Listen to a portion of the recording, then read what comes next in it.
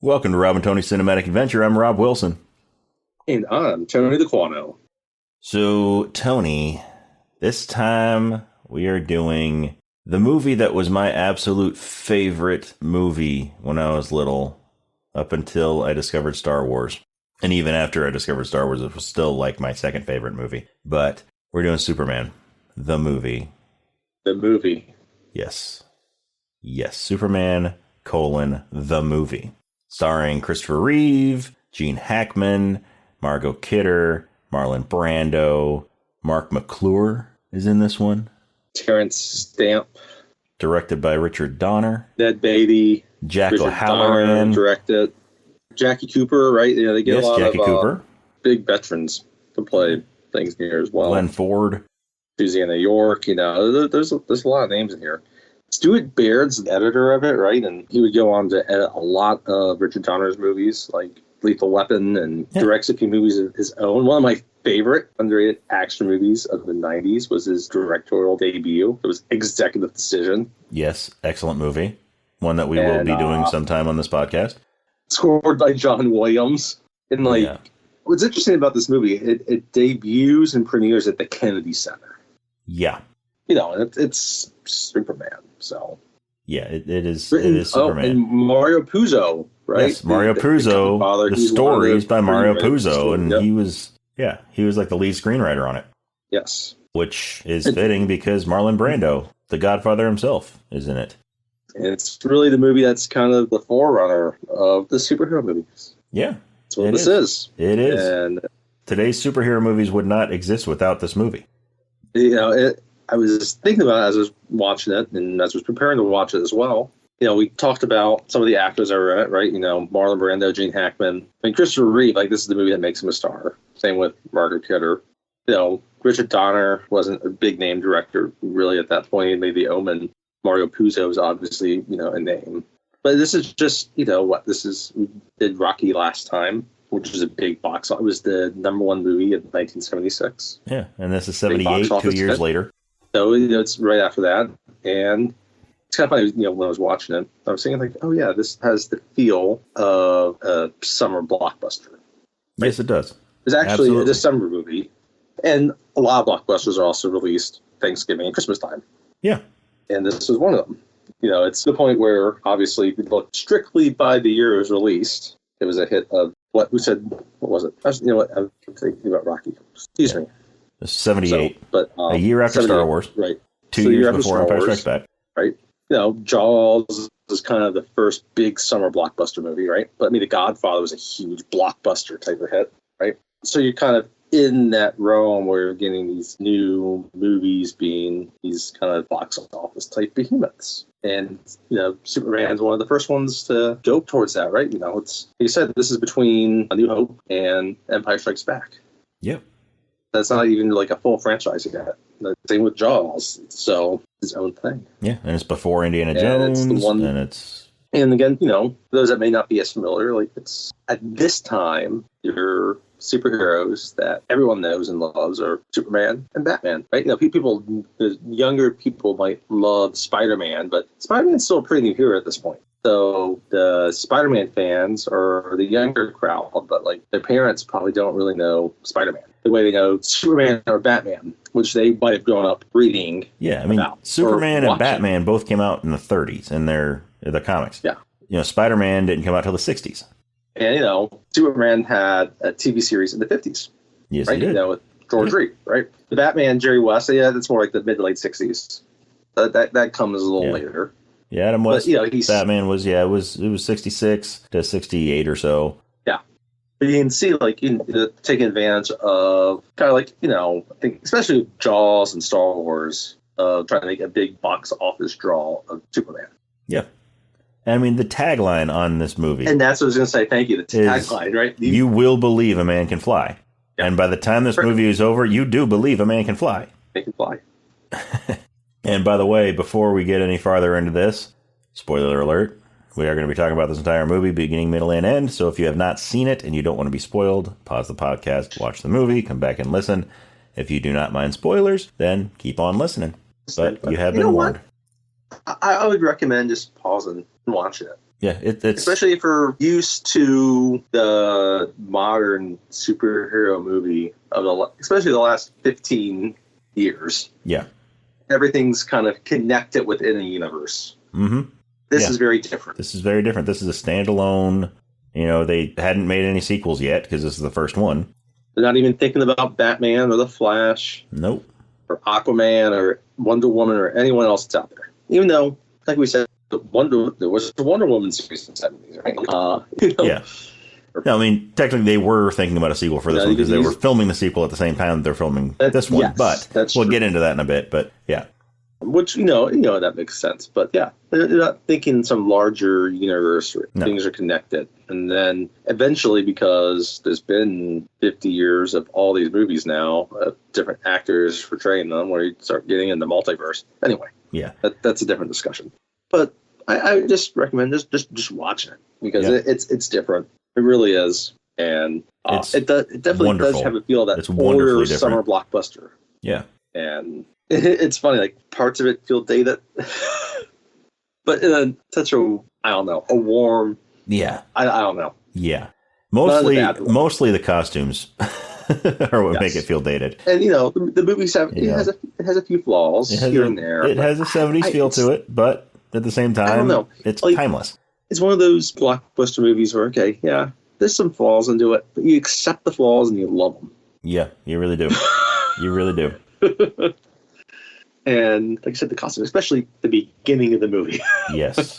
Because, before you even get to the prologue, I love how it kind of opens up in a 30s movie. I was going to say that same exact thing. They have the Action Comics. I love that. The curtain opens and you have Action Comics #1, and then you see a child's hand flip through it, and you hear this kid reading the comic. And one of the things I love about this watch is because it's been a while since I've seen it. So before we actually get into the movie itself, when was the first time you saw it? Do you remember? I was a kid. Then I was probably 8, 9, or 10. I probably didn't see it again until college.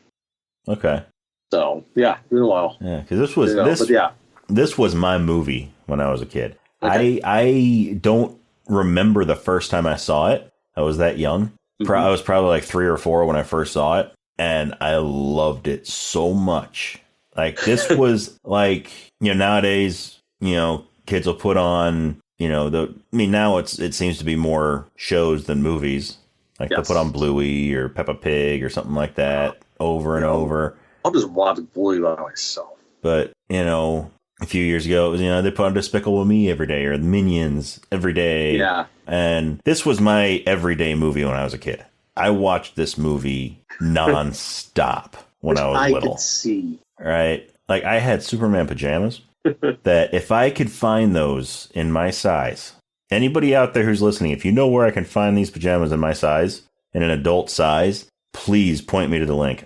You want Christopher Reeve staring at your junk. But no, they didn't have Christopher Reeve on them. It was a Superman suit, Okay. It was blue pants and a blue shirt with the Superman seal on it, on the chest. And it had a cape that would attach to the shoulders with Velcro. Oh, it was... But it had a red band around the ankles and around the wrists, right? Because, that elastic around there, it was just red. But... yeah, it was blue pajama pants with the red ankles and a blue pajama shirt with the Superman seal on the front and the red wrists and a cape that would attach to the shoulders with Velcro. My mom would not let me. I wore those pajamas every night, and I wanted to sleep with the cape on. My mom would not let me because she was afraid that it would choke me in the middle of the night. That I'd move around and ended up getting wrapped around my neck. So she would never let me sleep with the cape on. But I used to put on my Superman pajamas and put my suit on over it and run around the house and rip my suit jacket open and have the Superman suit under it. Pretend like I was Superman. This was my childhood.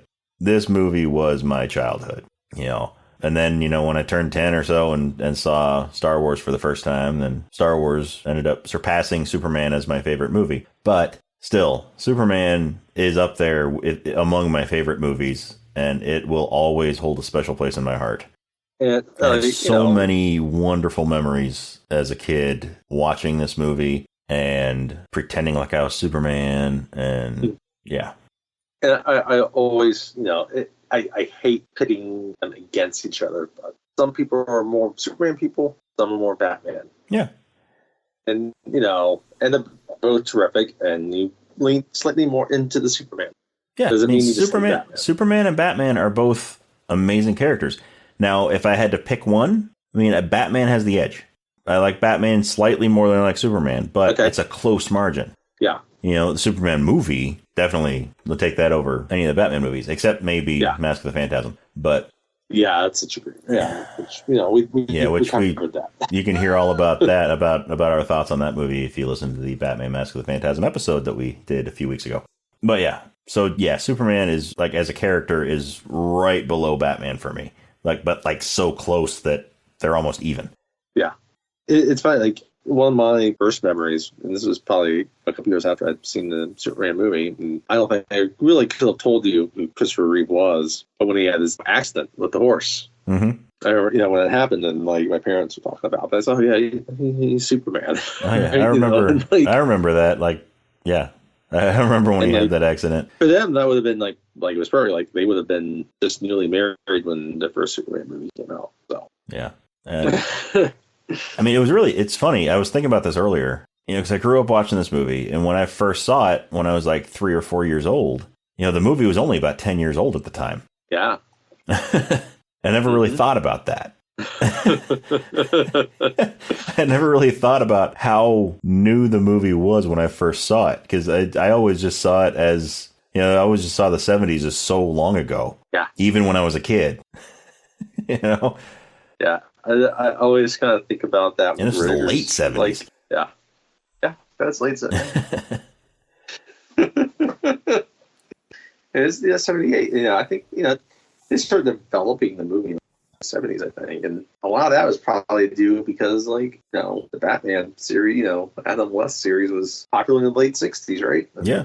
And, Superman dominated the 50s. Batman kind of had the 60s, and I think they wanted a bigger name actor really for Superman, which would have made sense in a lot of ways. Yeah, which is why the headliner for Superman was Marlon Brando, because he was a bigger name than Christopher Reeve. Yes. And Gene Hackman. Yes. Which, like, you get, like, Gene Hackman's the second name on it, which, like, okay, you could buy that if Christopher Reeve was number one. No. Yeah. But yeah, it's Marlon Brando, then Gene Hackman, and then Christopher Reeve. Marlon Brando's not in the movie a whole lot. No, he's in the beginning of it. He's mostly for exposition. And then, a little bit about, he's really not in it past about 30, 45 minutes into the movie. Yeah, he comes back just briefly. And that's still within that time. Like, the bulk of the movie, he's not in it. I mean, his voice is at the end, but yeah. And, he was at the point where he just really wanted more of a paycheck. So, like, in a brief resurgence because of Godfather. I said, no, just do this and get, I think he was, $3 million what he was paid for. Then he went on to be in The Island of Dr. Moreau and wore an ice bucket on his head. And yeah. Well, no, he had Apocalypse Now. Yes, he had Apocalypse Now also. And then Island of Dr. Moreau. There's an obscure movie. Yeah. But yeah, no. With Val Kilmer. Yeah. What's strange is that, what Val Kilmer was, a Top Gun would have been like 86. Not long after Superman the movie. Yeah. Yep. And Top Secret. And Top Secret, which I think we need to do Top Secret sometime on this podcast. Yeah. That would be a good call. That's so, but yeah, I mean, that's one of the first things that strikes you when you look at it. It's like, Marlon Brando is like the first name. Like, Margot Kidder is like way down a lot. Yeah. Yeah. And obviously, like, her big roles. Even Christopher Reeve, like, there's not much he has outside of Superman, He obviously got restricted later because he had Somewhere in Time and stuff like that. But and again, Margot Kidder had the mental health problems, but yeah, one had mental stuff, the other end up eventually having the physical stuff, Yeah. getting thrown off the horse. And anyway, But he didn't let it stop him. No, he didn't. He did not let that stop him. There's a great irony in all of it. Mm-hmm. But again, you it's kind of actually be strength.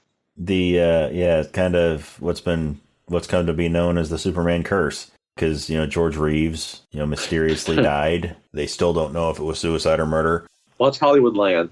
Yes, Hollywoodland, excellent movie. In fact, I think Hollywoodland is my favorite Ben Affleck role. Like I've never really been a huge Ben Affleck fan, but he was amazing in that movie. Yeah. And Adrian Brody's great in it too. But anyway, this is the Hollywoodland podcast.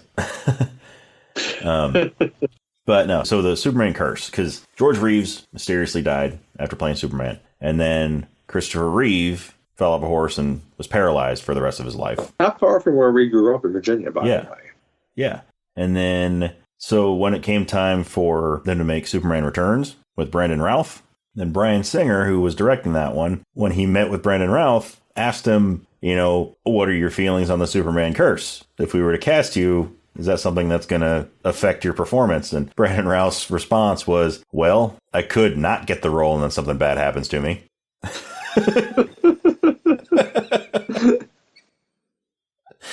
So, yeah.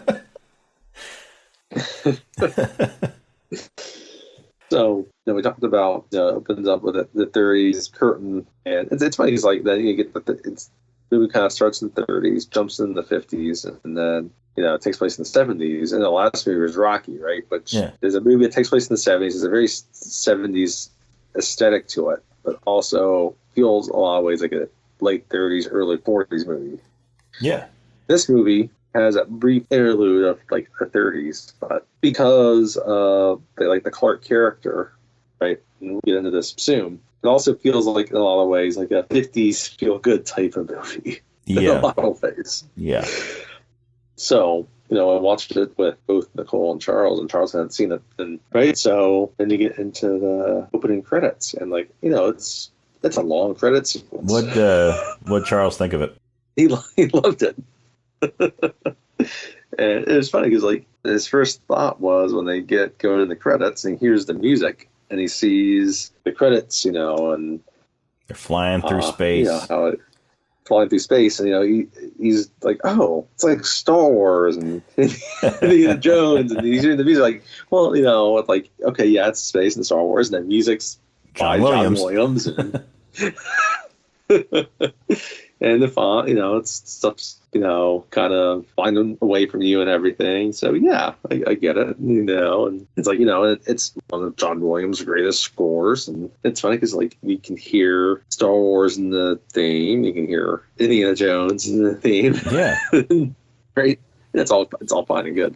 But then you land to Krypton, right? And it's funny, we're talking about the date aspect. Like this part feels like a 70s sci-fi. Yes, it does. Which is funny. This is a big budget movie. Yeah. And it feels kind of like this part does feel kind of cheap. Yeah. And it was state-of-the-art technology at the time when, the special effects. And, the thing it's 70s special effects. Especially now, again, because it's space and all that, you get the draw towards Star Wars, right? And, even beyond Star Wars, it could be any of the DCU stuff, right, with Superman, or any of the, especially the Guardians of the Galaxy, MCU stuff that take place outside of Earth, right? And we go on to other planets and worlds where you can easily computer generate all these things, right? Where it had to be much more practical back then. Yeah. In 1978. Yeah. But yeah, you look at it, it might feel no different than, say, Logan's Run in terms of the costumes and set design. Only nobody's walking around with a jewel stuck in the middle of their palm or their hand. It's also not Sean Connery and Zardos. Oh, yeah. We might have to do Zardos one of these days.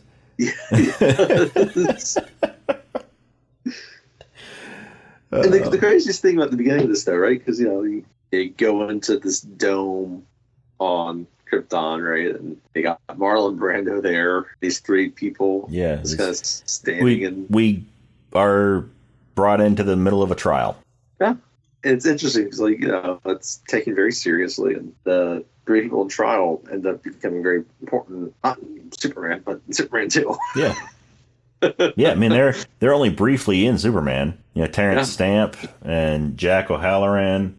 And Terrence Stamp's the only one that has any lines or anything notable. All we know is that they're on Sarah trial Douglas because is the other one. They tried to overthrow the government structure. Yeah. So you got General Zod, Ursa, and Non. Zod wanted everyone to bow down to him. He wanted to be the supreme ruler of the planet. And you have these big holograms of old faces, and they all say guilty, guilty, guilty, guilty. And then it falls on to Jor-El, Marlon Brando, right? And, for the final decision. Terrence Stamp's like, it has to be a unanimous decision.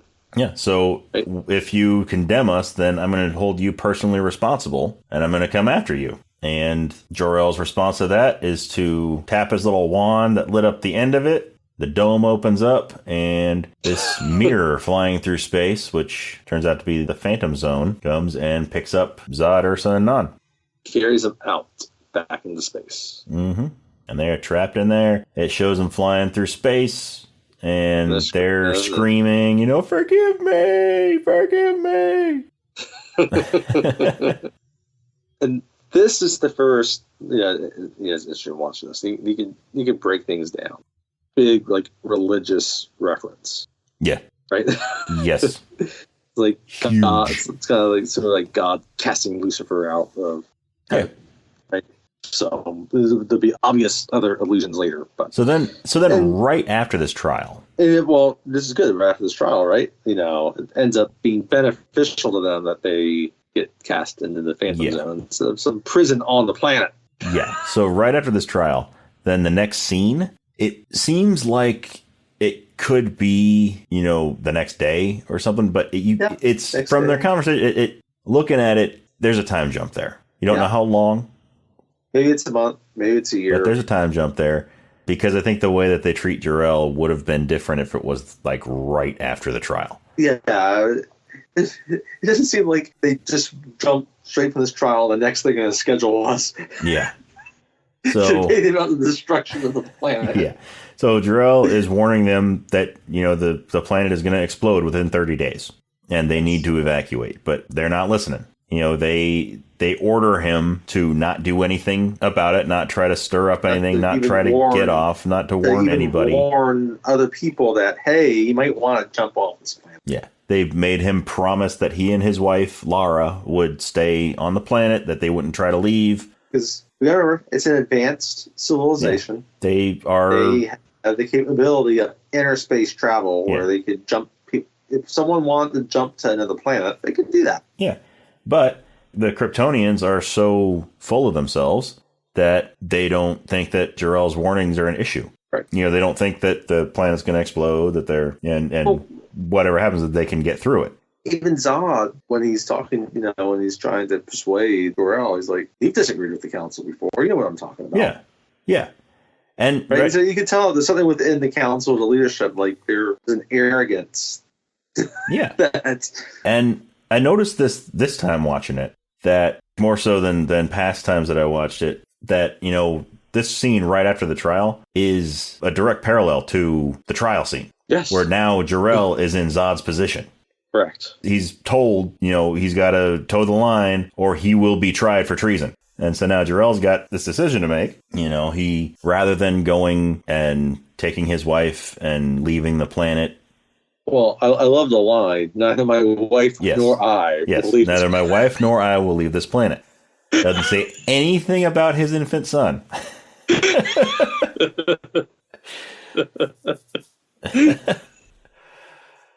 So after that, then they, Jor-El and Lara are getting baby Kal-El ready to go on his little spaceship ride to Earth. I'm sorry. Why does this? Why do they not have proper attire for babies. So, okay, so here's here's what I think the reason is.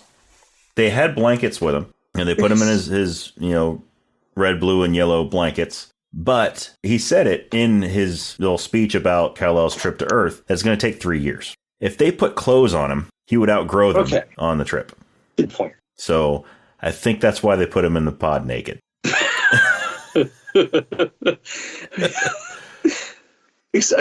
We'll get into it in just a few minutes, but I just love the scene when he comes out of it. It's just a 3-year-old boy, he just completely naked. Completely naked 3-year-old boy.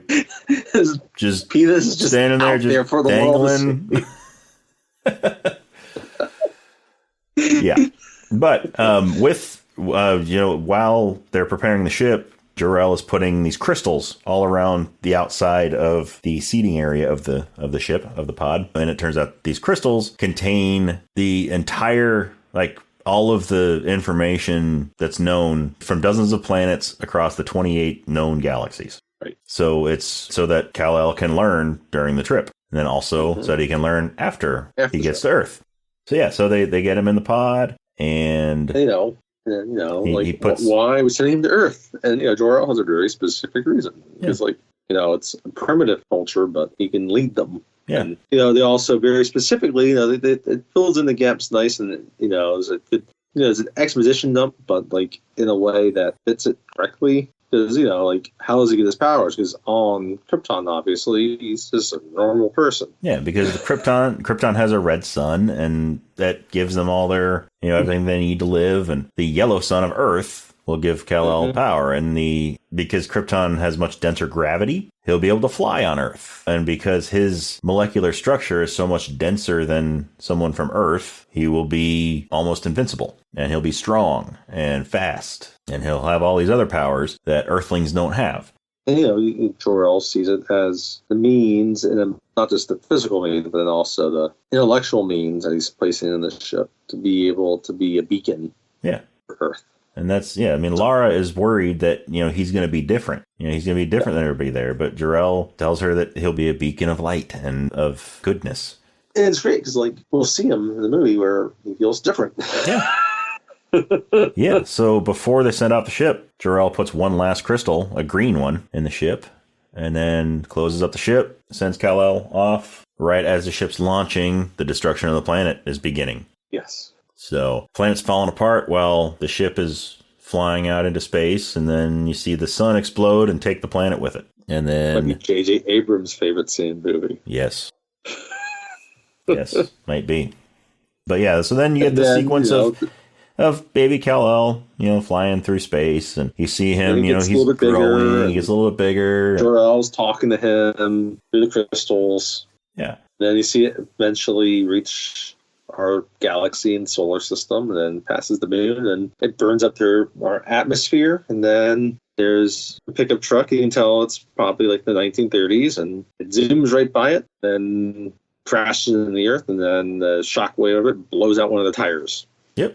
And so when they get out to change the tire, then, and it's Jonathan and Martha Kent, by the way, then Jonathan's complaining about having to change the tire, and Martha sees behind them in the field next to the truck that there's what looks like a meteor has crashed, and they go to check it out. It's not a meteor, it's actually a spaceship. They go to check it out, and there's this naked 3-year-old standing there. So they get some of the blankets that are in there, and they wrap him up, and then Jonathan gets to changing the tire on the truck, and the jack slips out from where it was, and Superman catches it. And yep. Little toddler. And little baby Kal-El catches the truck before it falls on Jonathan and lifts it up over his head. And then they steal a baby. Yeah. Or they steal a toddler. It's her sisters from North Dakota. Yes, it's her sisters from North Dakota. Her cousins. Her cousins from North Dakota. Yes. Her cousin died. She killed all her cousins. Yeah.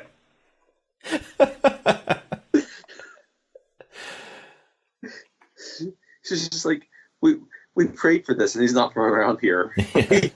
So, which she's kind of right about. Yeah, true. But yeah, so they name him Clark after her maiden name, because she's Martha Clark Kent. I like how when he's changing the tire, he's kind of getting up. It's like Martha Clark Kent. Yeah. Like he uses her full name, like he's her dad. Yeah. No, they pulled off, and I just love it. She's from North Dakota. Like many people are from North Dakota, And this is Kansas where they are. I say, Grant, it is Kansas. Yeah. Yeah. So they're in Smallville, Kansas. Then after that, the next scene, ahead. Now he's a high schooler. Yeah. And he's a teenager. He's like the trainer for the football team. And yeah, he's the towel boy, which also he may or may not be on the team because later he mentions that every time he gets the ball, he gets a touchdown. So it's not really 100% clear if he's just like a towel boy or if he's actually, just on the team, but always just benched. Which, I mean, if every time he gets the ball, he gets a touchdown, why wouldn't they actually put him in? But but no, he's but he the one who has a crush on Lana Lang. Lana, right? And she seems to like him too. She likes him too. And they just have a crush on him, but she likes him. Yeah. He's not mean to him like the other kids. Yeah. And, she invites him to go to one of their friends' house and listen to records. And he's going to go, but then Brad's a dick. Brad comes over, starts making fun of him, starts teasing him, and, tells him that... There should have been a scene later in the movie where he falls to the San Andreas fault. Yeah. Yeah, there should have been. He doesn't get saved. Yeah. But, yeah, Superman wouldn't let that happen. Superman's better than that. No matter how much of a dick Brad might be, But yeah, turns out Brad had... so Clark was all ready to go listen to records with Lana, but Brad knocked over the bench that had all the uniforms and everything that he had stacked up, so he had to redo all that, so he couldn't go. Lana's like, oh, Brad. Yeah. Like, why do you hang out with him? Yeah, why do you hang out with him? But, Don't be that Ivy. So they leave. Yeah, don't be that IV. Don't be the IV like Lana in Smallville.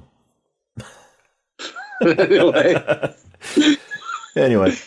And then, Clark gets the football and he kicks it and it goes far. It just flies away. Chances are it flew into space. Who knows?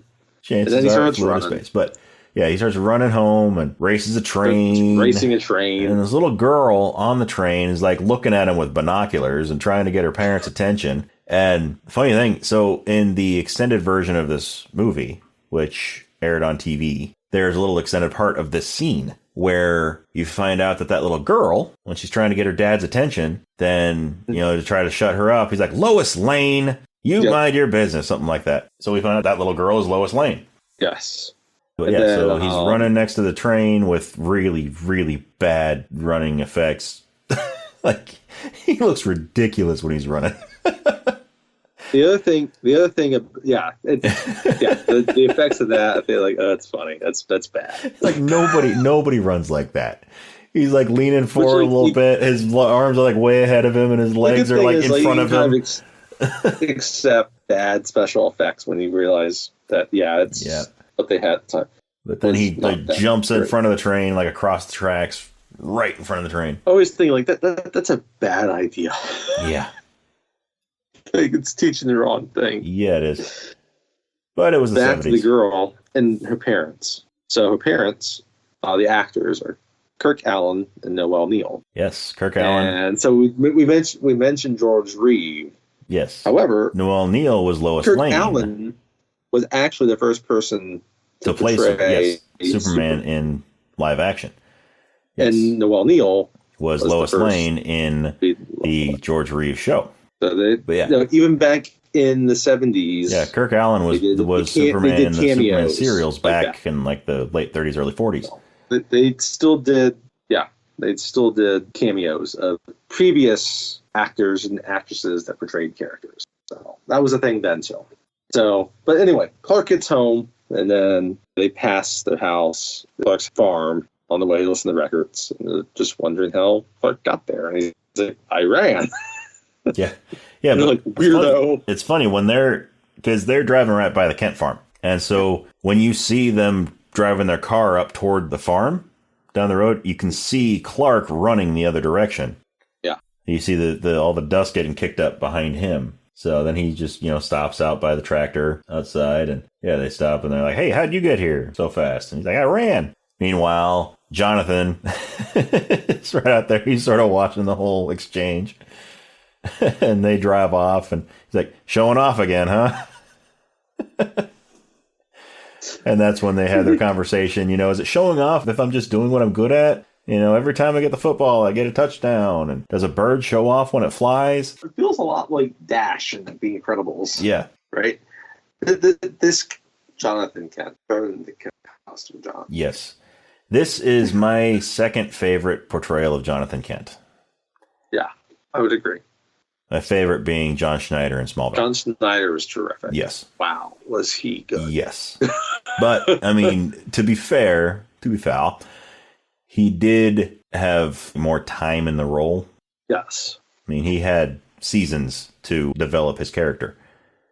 Spoiler Whereas alert. Glenn Ford had... He dies right after they have this conversation. Yeah. He has a heart attack. Yeah, this is the day that Jonathan Kent dies. As they're walking back to the house, Clark goes into the barn to play with the dog, and Jonathan has a heart attack in the driveway. And so then when they're at his funeral, Clark is talking to Martha, lamenting that, I have all these powers, but I couldn't save him. Which then, that whole sentiment comes back later in the movie. But we'll get to that. We will get to that.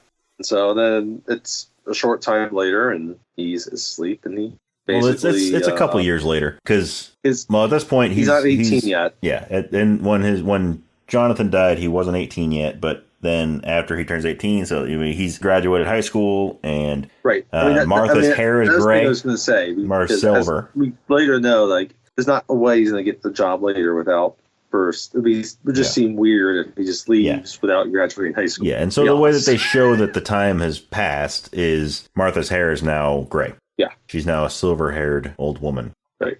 And she wasn't before. An older woman. Yeah. To begin with. Yeah, but her hair wasn't quite that gray yet. But yeah, it's been probably a couple years. They don't say exactly where he was in high school when his dad dies. It seems like it'd been like 2 or 3 years since. I mean, I'd say maybe 2 years, because everybody else. I mean, they were driving. They were driving a car, and it seemed like they were like the leaders of the football and the cheerleaders. Mm-hmm. Anyway, so Martha looks out into a field and sees Clark standing there, and so Clark's an ass in this scene because he makes his elderly mother walk at least a half a mile just so that he can tell her that he's leaving.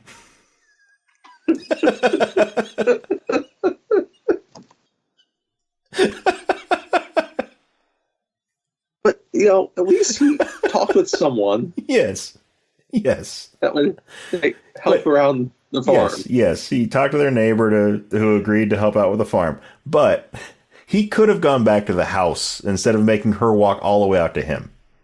Or, at least, if he wanted to be in the field for the conversation, he could have ran to the house, picked her up, and ran back to the field. Yes. I mean, at this point, she's like late 60s, early 70s, at least. At least, yes. And he made her walk all that way. He's 18. And he would have been with him about 15 years. He's like 3. Yeah. It takes about 3 years for him to travel from Krypton to Earth. Yeah. And she's at least 50. Yeah, at that time. So, yeah. He rectifies this later with his paycheck. But anyway, at 18, he's still a little bit of an ass. So she asks him where he's going, and he just says north. He's going north. North Dakota to visit your imaginary dead mother. Saskatchewan.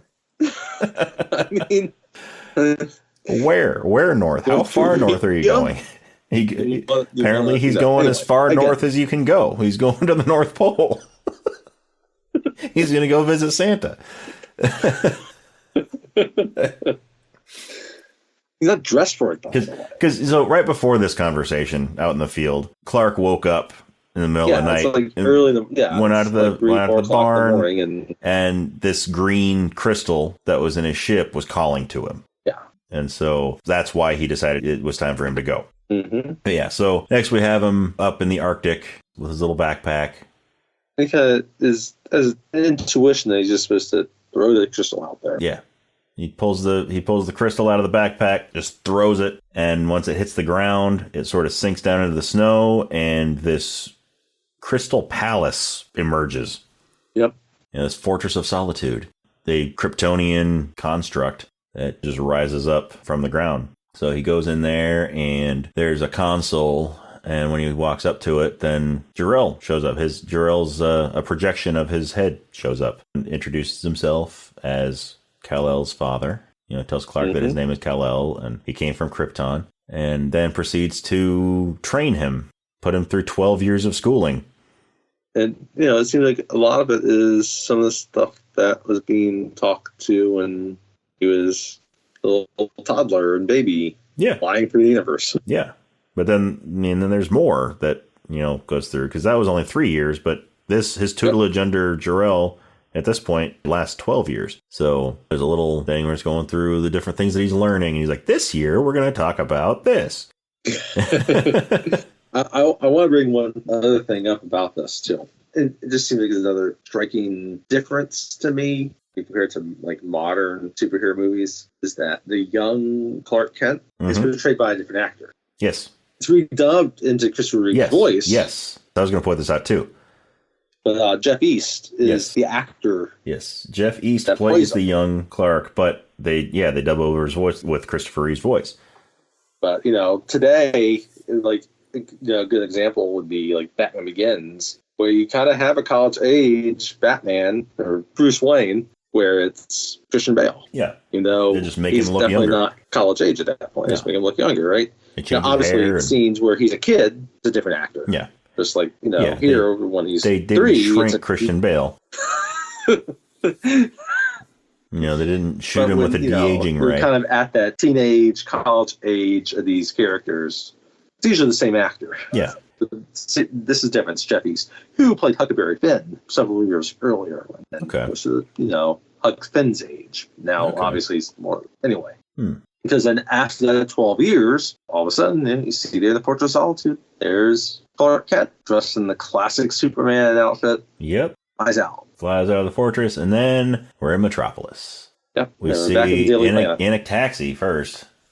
Yes. That's dropping somebody off at the Daily Planet. We don't know who. It turns out it's Clark. But yeah, we camera's going through the Daily Planet. We get, starts out when they're inside the Daily Planet. It's through the viewfinder of Jimmy Olsen's camera. So he's sort of pointing his camera around at different people and taking pictures, and gets to Lois and tells her to smile, and she throws this big old grin, big goofy looking grin. So, she's asking how to spell stuff because Lois is a bad speller, always has been. And I thought it was a nice touch that they brought that in from the comics, that she's a bad speller. And so they go in to talk to Perry White, the editor, and he's in there with Clark Kent, the new reporter. And he likes him because he's polite. Yes, he likes him because he's really polite, and he's the fastest typist he's ever seen. Yeah. So it turns out that he's giving Clark the city beat, which is Lois's beat, because he's super polite and he's a master of prose and he's the fastest typist he's ever seen. Remember, this is the 70s. Mm-hmm. So they're using typewriters. Computers exist, but no one uses them, at least not in a common setting like this. No. But they're using typewriters. Yes, they're using typewriters. And even early computers need to be a fast typer. Yes. And Clark Kent, at this point, is very uncoordinated and a klutz. And, it's all a show because he's really Superman. Spoiler alert. No!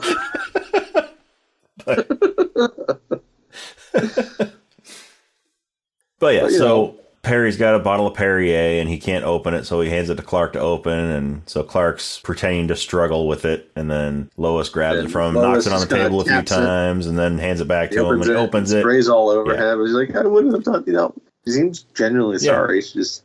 Yeah. It's like, oh, I'm sorry, I didn't mean to shake it up like that for you. But he got it all over himself. He got it all over the carpet in Perry's office. So he's apologizing to Perry for spilling it. But yeah, so as he's leaving Perry's office, he asks that Perry send half of his salary on a weekly basis to this particular address that he hands him. And Lois comes in. Her first response is, "It's your bookie, right?" And then she's like, "No, let me guess. It's your sweet gray-haired mother." He's like, "Silver-haired, actually." But yeah, so he, he's chatting with Lois, and at the end of the day, they walk out together, and they're walking down the street, and out of an alley, a guy calls out to him and then points a gun at him. And if you look, as soon as that gun comes out, Clark steps in front of Lois. Yes. Because, he knows that if the guy shoots, then it's not going to get through him, But, yeah, he's doing it he's trying to, in his Clark way, be Superman. He's trying to protect Lois because he's got a crush, and she's an innocent person in this situation, and he's trying to protect her. So he very sort of nonchalantly, steps in front of, between her and the gun. I think maybe you should listen to him. She's ready just to run off. Yeah, which probably is the right thing to do. But Clark needs to be a bit awkward around it. Yeah, yeah, and Clark knows that if things go wrong, he can handle it. Yes. So they go back into the alley, and the guy makes Lois give him her purse. So she kind of throws it on the ground, and when he bends over to pick it up, she kicks him. And when she kicks him, he fires the gun. Clark catches the bullet, but then falls on the ground and pretends to have fainted. The guy just runs off. Yeah. He doesn't take the purse. And so then Lois notices that Clark's on the ground and thinks he got shot. And then he tells her that he must have fainted. And then is wondering why she was so concerned about him taking her purse. Why she's so concerned about losing $10, 2 credit cards, and a lipstick. Which is the exact contents of her purse. Yeah. She's like, how did he know that? Later, he will look at your underwear. Yep. Because you asked him to. Although he probably would have done it without her asking. Because he's a little perv.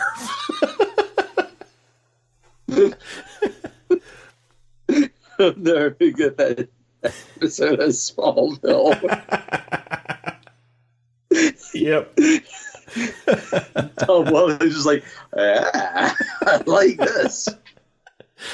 Yep. He first gets his X-ray vision, and all of a sudden he's looking in the girls' locker room. Accidentally, but he doesn't look away. Good for him. It was there. Could have been at home. Yes. And watch his mom take a shit. Yes. Yeah. Oh, Mom. Oh. Oh, Annette O'Toole. Stop eating that Chipotle.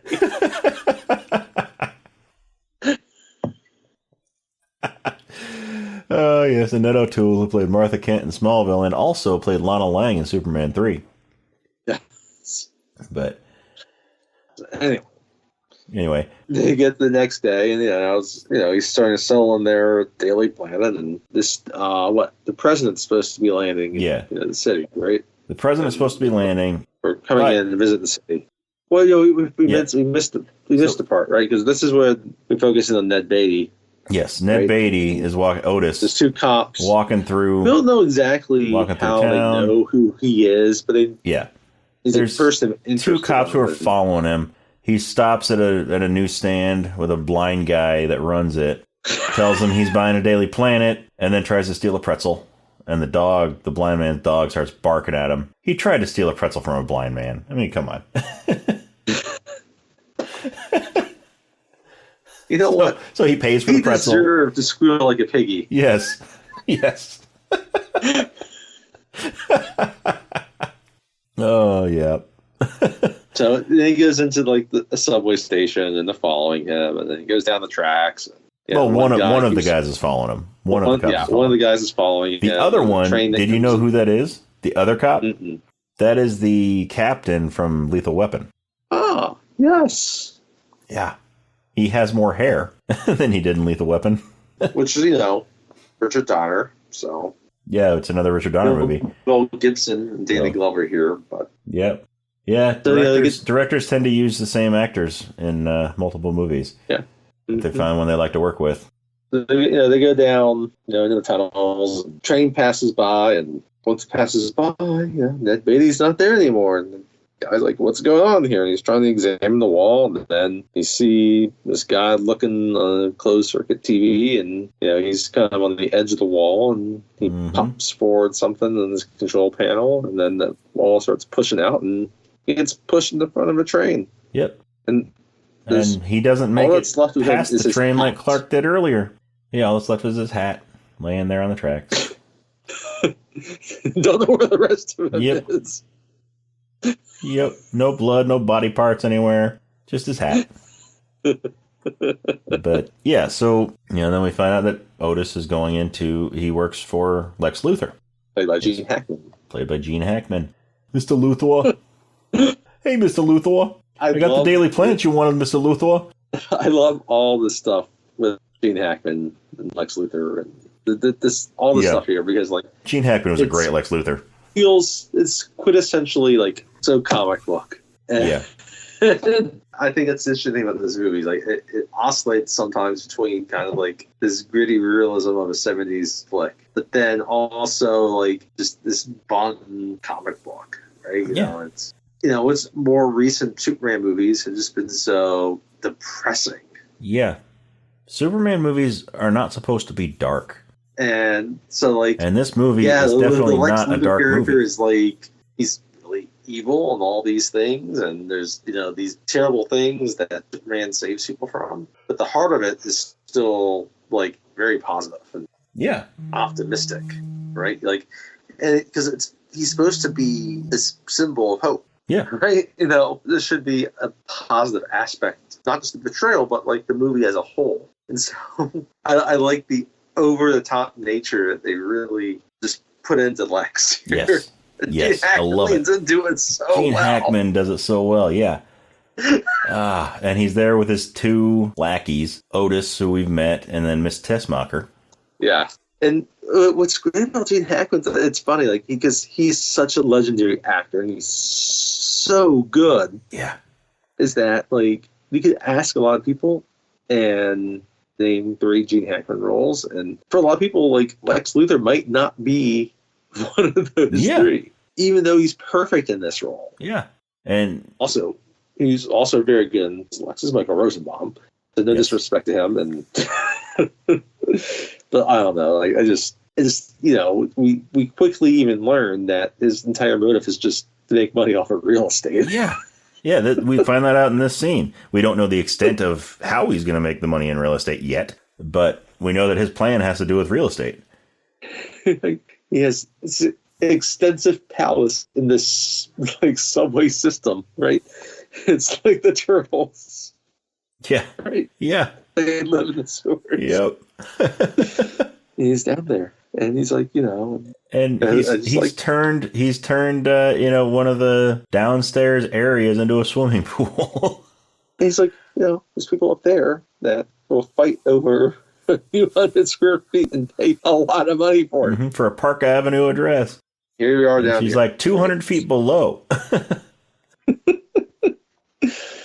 But he's perfect. Just both of his lackeys, Yeah, so the 3 of them together are really good. Yeah. So then we've got, after this scene, then Lois is supposed to go and interview the president because Air Force One is landing at the airport soon. Right, and the Daily Planet, it's a large major newspaper. They have a helipad on the top of the building. Where's the helipad on the top of the building? Because the Daily Planet has that big globe on top. Yes. Where is the helipad? That globe does not show up at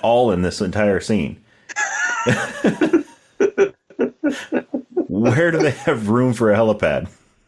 Like, I mean, I don't even think like the Washington Post, New York Times, the USA Today. I don't think they have helipads. They don't have a big globe on top either, so they could have a helipad if they wanted. But the Daily Planet does not have room for a helipad on the roof.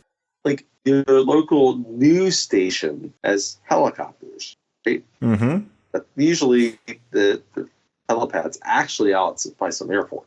It takes off. But from also, there.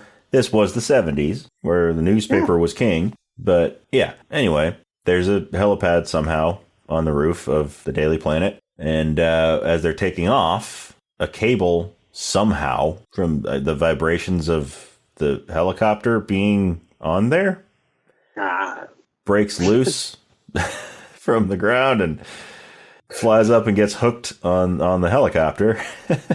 And it ends up crashing and dangling precariously off the side of the building, and knocks the pilot out and the co-pilot, and Lois ends up falling out of the door, and on the roof and the control of the building, and they have to duck and dive out of the way because the tail is flying through the building, and people on the ground are looking up. Yeah, it's in the middle of the city, and I think there's one lady there. There's one lady in that group that's looking way too worried. Bystanders for something like that do not look that worried. They want to see that thing fall. But she is like freaking out. Another funny thing, this would have been made like today or sometime in the last 10 years. I'm going to be looking up like, I'm going to film this. I'm going to upload some death. Yeah, so then Lois ends up falling out of the helicopter and is hanging on by the seatbelt. Yes. And meanwhile, Clark, who has been waiting for an elevator because nobody would let him in the elevator. So as he's leaving, he's walking out the door, he sees the crowd, looks up and sees the helicopter dangling. So he rushes off to change into Superman.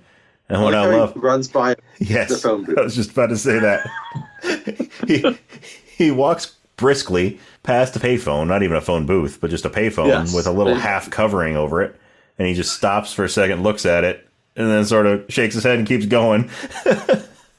And he finds... because before this, Superman was known to change in a phone booth. Yes. So yeah, then he goes to a revolving door and just spins around in it and comes out as Superman. The pimp the pimp is sitting outside. He's like, "Hey man, that's a rad outfit."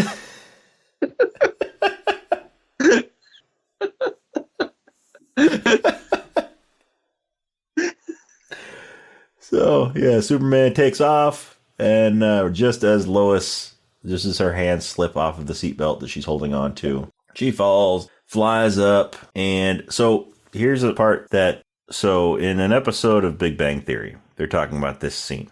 And Sheldon, in his infinite knowledge of everything, points out that it's unrealistic because Lois is falling at, however fast, however many meters per second, and Superman flies up and grabs her, where with his super strong arms, and it would cut Lois into 3 pieces. With him flying up and her hitting him at the speed that she's going, she would have been chopped into 3 different pieces.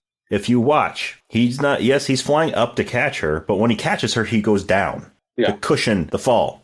So, Big Bang Theory was wrong on that one.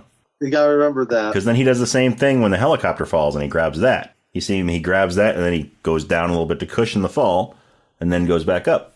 You need to remember that Superman or Clark or Kal-El, let's say Kal-El, like once he's in the fortress, got infused with a bunch of knowledge. Yes. Right? And so he understands physics. He would be able to understand that with these powers to how to use them appropriately.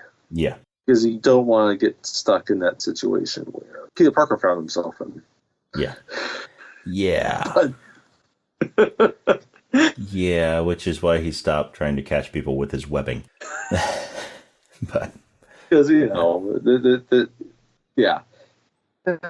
there's certain forces that anyway. Yeah, gravity But you know, being I love a it. major Like, one. it's like, I've got you, right? It's like, who's got you? Yep. You got me. Who's got you? Which is like kind of like the other like kind of one of the famous lines in the movie, right? And then you have the reporter down there. He's like, he got her. I can't believe it. He got her. And then the helicopter falls, and he, holding on to Lois with one hand, he reaches out and grabs the helicopter with the other one. And then once again, he drops a little bit to cushion the fall, and then he carries the helicopter and Lois all back up to the roof. Then he gets up there. He's like, "This gentleman needs attention." Yes. This gentleman. He hasn't forgotten about him. He's so polite.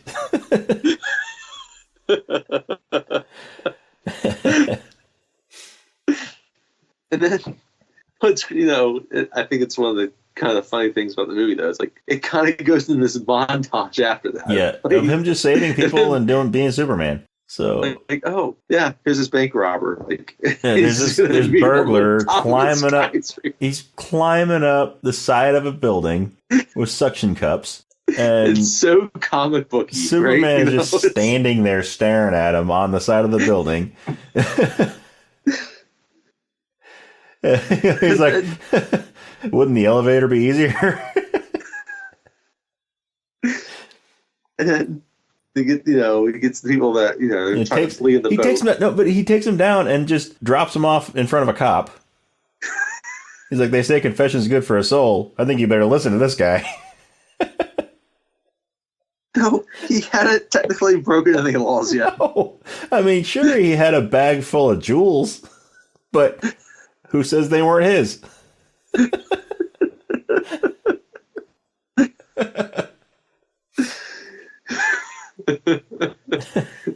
then who's trying to escape on the boat? The guys that escape on the boat. Guys with money. They stole money from somewhere and they're trying to escape on a boat. It doesn't show, like, I guess they're bank robbers or something. And then but they're sitting there counting the money. All of them and bring them to the police. No, he brings the boat. Yes, he brings the boat. So two of the guys are they're counting the money, which they're clearly not counting. They're just flipping through it with their fingers. And then he's standing there staring at him, and another guy sneaks up behind him with a crowbar and tries to hit him with the crowbar. And then you get that all cartoony thung. He's like vibrating. So yeah, the Superman just takes the boat. Takes the boat to the cops. And then there's a little girl cat stuck in a tree. Yeah, there's a little girl who's trying to get her cat out of the tree, and the cat won't come down. So Superman swoops down, picks up the cat, gives it to the little girl. You know, she thanks him. He flies off, and then she runs inside, tells her mom that her cat was stuck in the tree, and this man just swooped out of the sky and gave him to me. And then her mom slaps her. You just hear this smack. And then, what have I told you about lying? You would think that might be a completely different direction, like some dude in a tree. It's like, yeah, like, who touched you? Yeah, no, but no. And I think it's crazy. Like, this is all on the same night, right? They have forgotten that the person that's coming on the Air Force One. Yeah. Yes. The Air Force coming on Air Force One. That, and so you got the pilots. Lightning takes out an engine. Yeah. And part of the wing. And so Air Force One is going down. And then all of a sudden, it's not. Because Superman has taken the place of the missing engine. And I love this. The co-pilot is there. He's like, what's going on? What's going on? And the pilot's looking out the window. Then he looks back at him. He's like, just fly.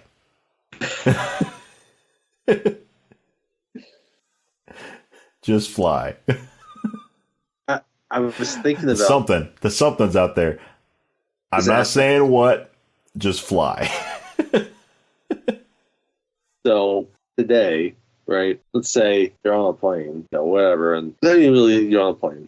It's really more the superhero part. And the cape. Bring back the Incredibles, right? Where Edna's like, no cape ever, because, Mm-hmm. But like, well, Superman, like, he's got his cape. He got sucked into a plane engine. Like, he would survive that. Yes, he would. That would blow up an engine. Yeah. Right? And then the plane would be in serious danger because the engine blew up. Then he would have to fly it anyway. Yeah. Then he'd have to do what he did with Air Force One and take the place of the engine. But yeah, so Air Force One's able to land safely. And then the next day, all these newspaper headlines of all the rival newspapers, are all over the front page of their papers. And Perry is freaking out that there's not a Daily Planet article about this yet. Yeah. And that he wants one of his reporters to have the first interview with this new person. And so then Lois got a note from a friend. Saying to meet on the roof of her apartment building at 8:00. Yes. And so she's there in a nightgown with a bottle of wine. And she looks at her watch, and it's 8:00, and nobody's there. And she's starting to pack things up, and Superman flies up, lands on the roof, and they get to talking, and, she starts the interview. And that's where he looks at underwear. Because one of the things that he reveals is that he can see through anything. And so she asks what color underwear she's wearing, and he doesn't answer right away. He doesn't answer right away, and she's like, "Oh, did I embarrass you?" He's like, "No, this planter that you're standing behind must be made out of lead. I have trouble seeing through lead." So he's clearly trying to look at her underwear.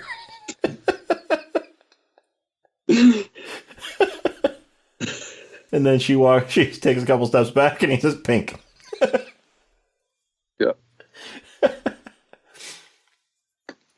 Yeah.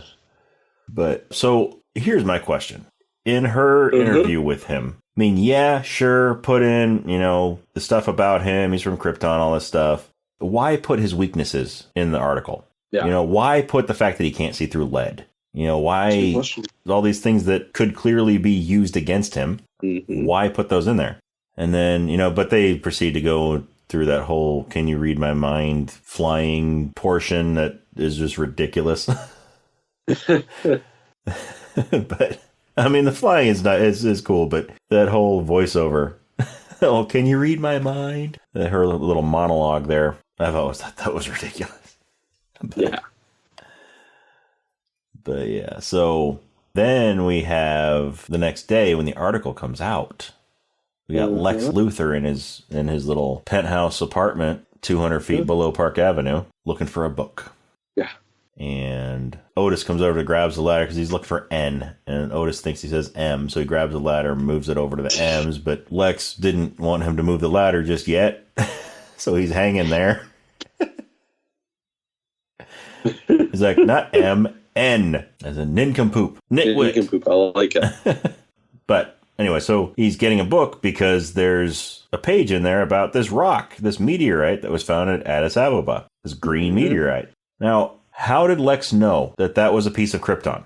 Yeah. There would be no way that Superman would know to have it be put in the article.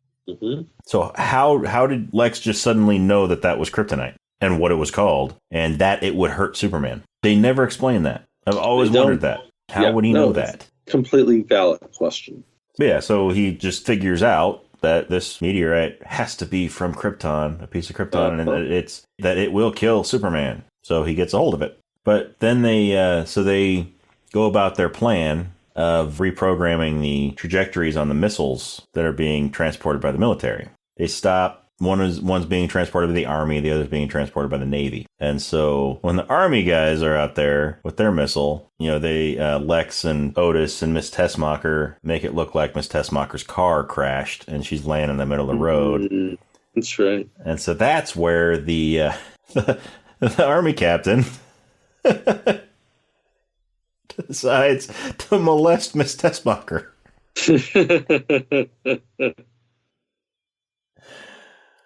Because one of those guys found her in the middle of the road, and the captain comes up. He's like, "I recommend mouth to mouth, a rigorous chest massage." The guy's like, "Okay." He's like, "No, I wouldn't ask you to do something I wouldn't be willing to do myself." Sends him away. And then, yeah, so he has everybody else huddle around him, and then, about face, and then he proceeds to molest Miss Tessmacher while Otis changes the trajectories on the rocket. And then we find out that Otis put the wrong number in on one of them, and then we never find out if they fixed that one.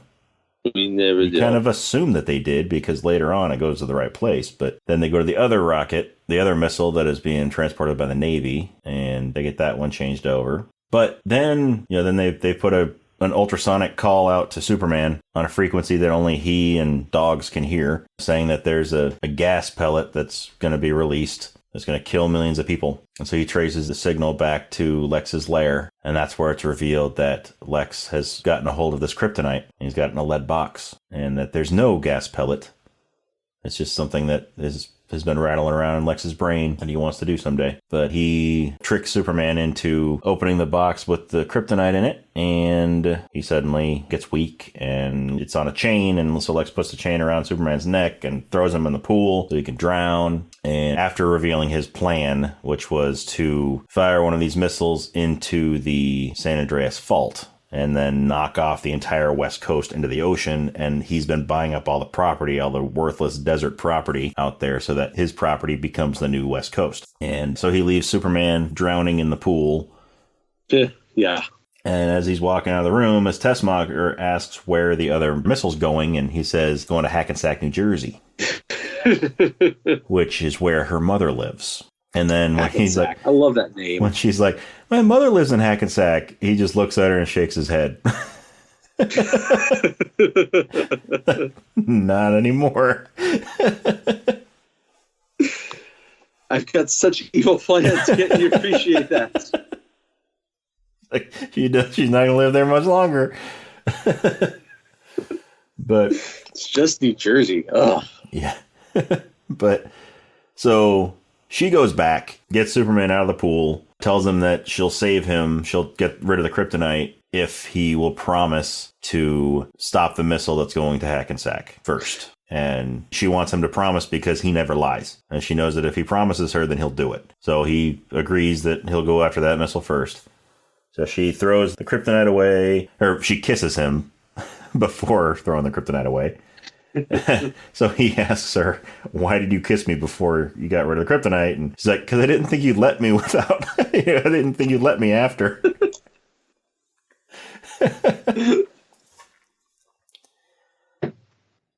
So he takes off, goes after the missile that's going to New Jersey, sends it off course so it flies off into space. And then he, as he is letting go of that missile, he looks down and sees the explosion from the other one hitting the San Andreas Fault. And at this point, Lois and Jimmy are out west.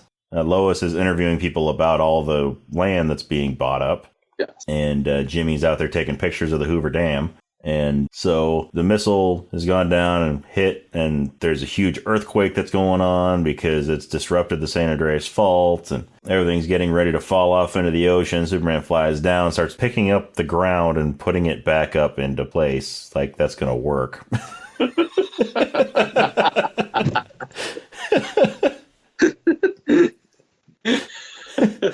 The logic is it's totally it's ridiculously great. Yes. Such a comic. Oh, yeah, such a comic. But yeah, so meanwhile, these earthquakes are causing all sorts of disasters in California. Doing everything he wants to do. Like the Golden Gate Bridge is falling apart, and the school bus about to plummet off it. The school bus is dangling off the edge of the bridge, and so Superman gets all the pieces of the fault put back together and flies up, saves the bus, flies around saving all these other people. The Hoover Dam is breaking apart as Jimmy's on it, so he goes and saves Jimmy, leaves him in the middle of the street, and then goes and creates a new dam before all the water rushes down and destroys a little neighborhood. Little town or village. He just knocks big rocks down until they form a new dam to stop the water. Meanwhile, Lois is driving up to a gas station, starts pulling away from it, and the gas station explodes because of the earthquakes. And then telephone poles start falling down around her. She is run off the road, and the ground opens up under her car, and her car falls down into the crack and into the fissure. Fissure. It's a fissure. Yes, the car falls into the fissure and starts filling up with dirt and rocks and all sorts of stuff, all sorts of fissure stuff. So Superman's going around saving everybody, and there's a train that's coming by that, the ground in front of the train is falling apart and the track falls apart. Yes. So he flies up and holds up one piece of track on one side, then he becomes the other piece so that the train can go over him, and a lot of really cool stuff. Yeah, it's all very superhero stuff. Yeah. And it's like straight out of a comic. Yeah. But then finally, after he saves everybody, he listens and hears Lois gasping for breath. Yes. And so he goes looking for her, and he finds her car buried inside the fissure. And he reaches down and he pulls the car out of the fissure. And then he rips the door off. But she's dead. But she's dead. Well, he pulls her out of the car, realizes she's dead, and then kisses her.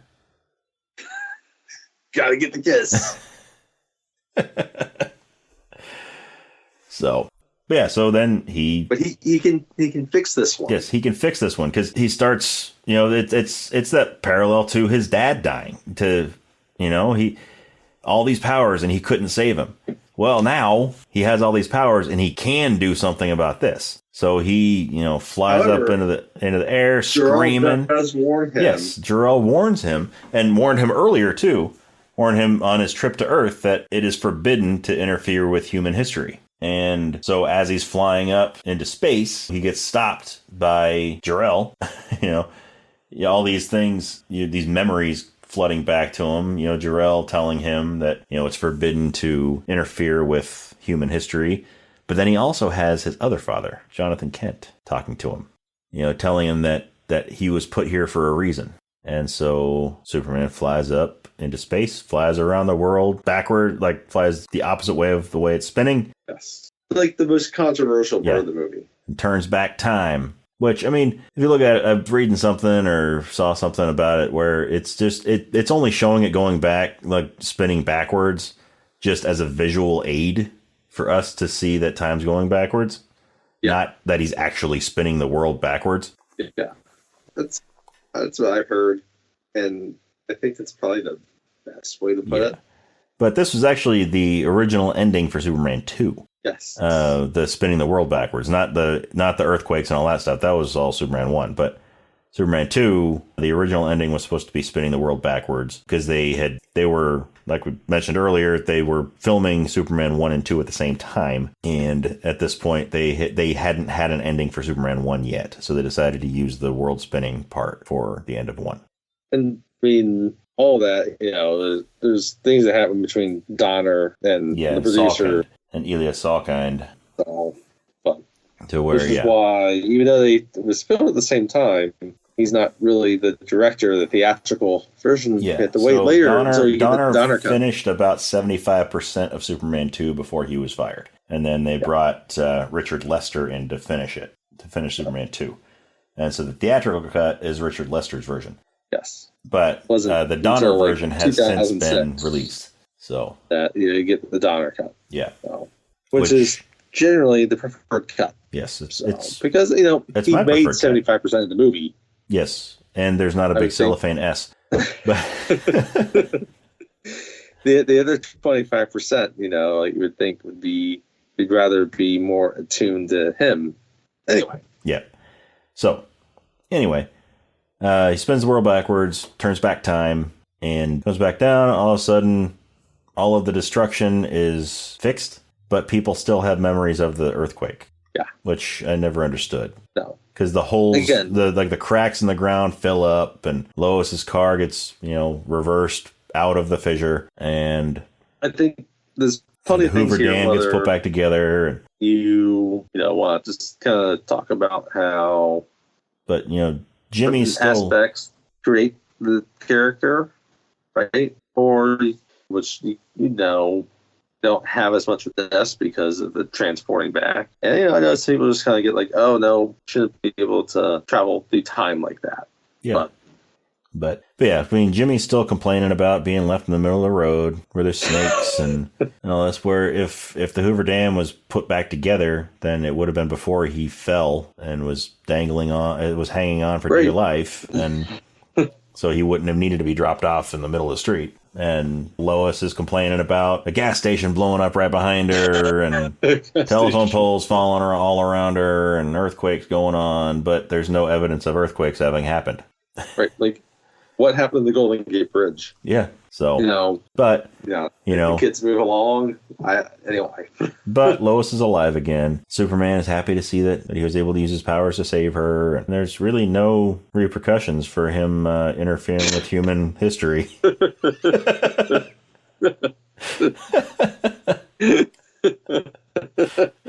Doing something that's forbidden. I mean, there's a lot of things forbidden these days. But yeah, so he saves the day, and then he goes and picks up Lex and Otis, just flies them into the yard of a maximum security prison. I love it, like just drops them off in there. You wait here. And he calls the warden. The warden thanks him. Yeah, the warden thanks him. Like, that's not how. You've done a tremendous service.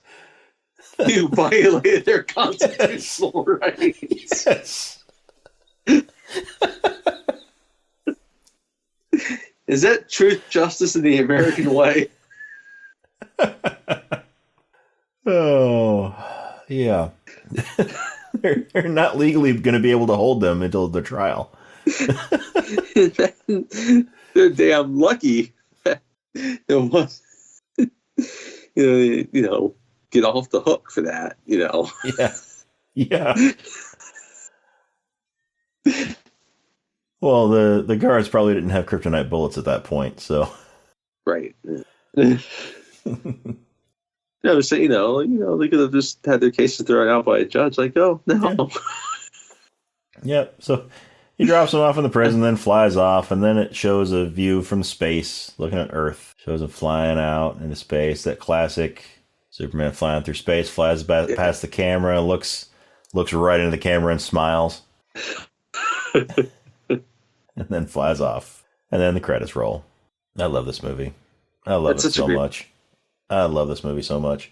It's so much fun. Yeah, it really is. It really is. It's just, it's funny. Like, it's, as I said earlier, it's kind of like a summer blockbuster. It's not summer, it's Christmas time. Christmas time, but a lot of movies get released at that time of year now, too. And it's just, it's just a fun box office movie like that. Yeah.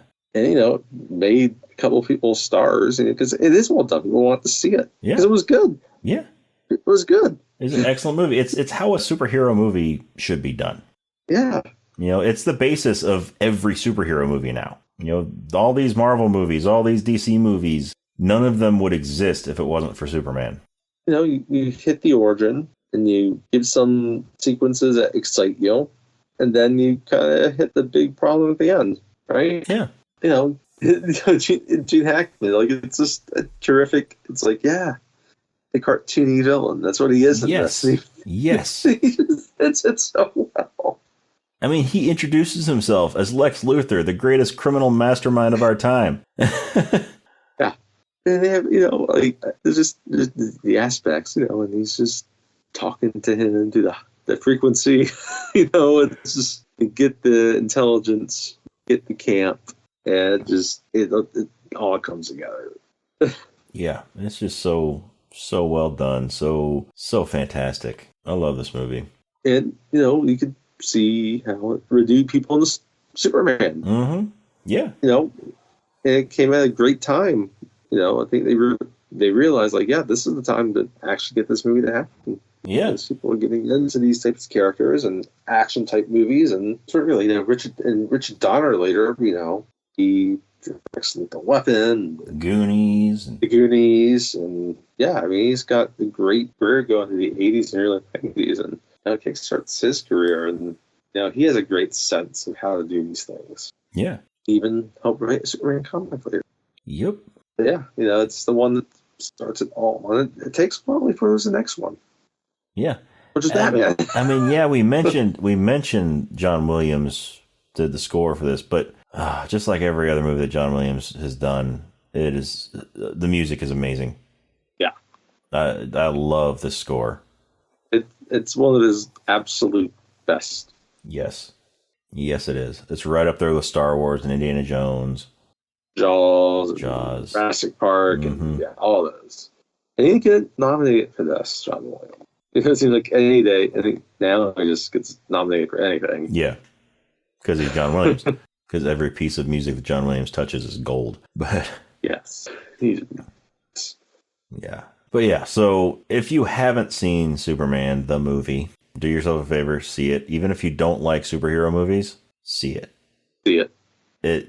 It's fun. This is a movie. It's fun. There's something for everybody in it. You know, it's if you have kids, watch it with your kids. Yeah. You know? My son loved it. You know, he's fine, and he immediately gravitated towards it. Like I said, this was my everyday movie when I was a kid. I lost track of the number of times that I've seen this movie in my life because I was watching it just about every day when I was little. Yeah. And I still love it just as much as I did then. That's one of those movies. It's one of those movies that I can watch over and over and it never gets old. Mm-hmm. Yeah. And when I watch it, every time that I watch it as an adult, I see myself as a kid watching it, running around the house in my Superman pajamas. Which, again, if anybody knows where I can find some of those in an adult size, please let me know. We will upload a video of running around his apartment. That might just be for our Patreon members if we ever actually do a Patreon. So, if you want that, find it and like and subscribe.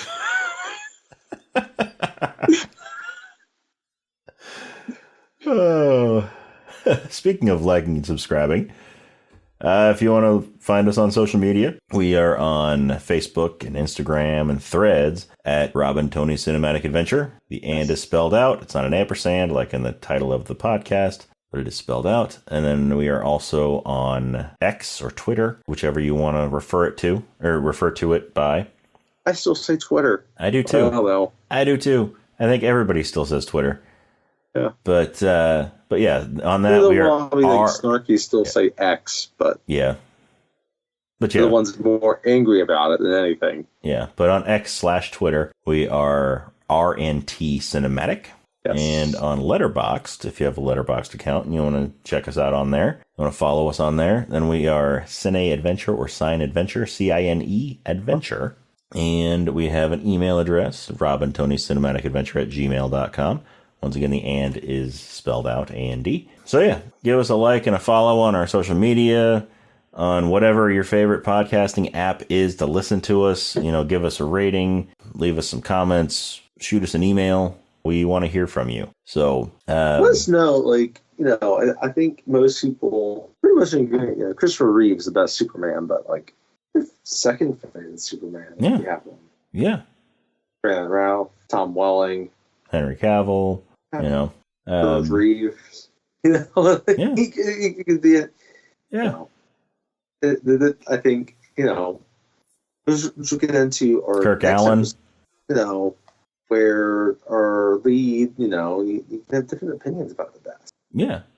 Yeah. So anyway, yeah, we want to hear from you. So let us know if there's a movie that you want us to do that you think would be a good fit for the podcast. You want to hear us talk about, what are some of your favorite movies? Who's your favorite Superman? Who's your second favorite Superman? Whatever, If you don't like Superman, I don't know why. You listen to all this, and if you don't like Superman. But hey, if you don't like Superman, you don't like Superman. But if you haven't seen this movie, watch it. It is fantastic. It will be totally worth your time. Yes, it is a longer movie. It's 2 hours and 23 minutes, but it does not feel like it. It doesn't. It does not feel like it's almost 2.5 hours. Watch it because there's not necessarily dead time in it, but it's not like it's a movie that's constantly jumping from big action piece. No, there's a lot of dialogue in it. Yeah. There's a lot of dialogue in it, but it runs smoothly. Because everyone's having fun, and like I don't think we really touched on it, but like, well, we did a little bit, I guess. Like this the sets of it, like whether it be Luther's lair for the Daily Planet, or just even the exteriors of Smallville. Yeah.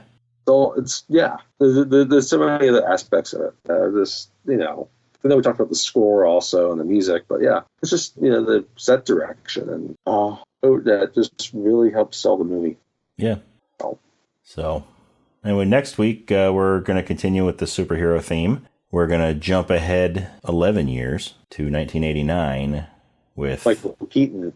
You guessed it, Batman, directed by Tim Burton, starring Michael Keaton, Kim Basinger, Jack Nicholson, Jack Palance, Billy D. Billy D. Yeah. So we're going to do the 1989 Batman next time. So if you have not seen that one, you got time to watch it. Watch it.